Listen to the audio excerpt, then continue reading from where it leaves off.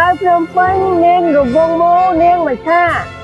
nơi Paris nên rụng vông mô là con cầu ok. Quand il me prend dans ses bras, il me parle tout bas,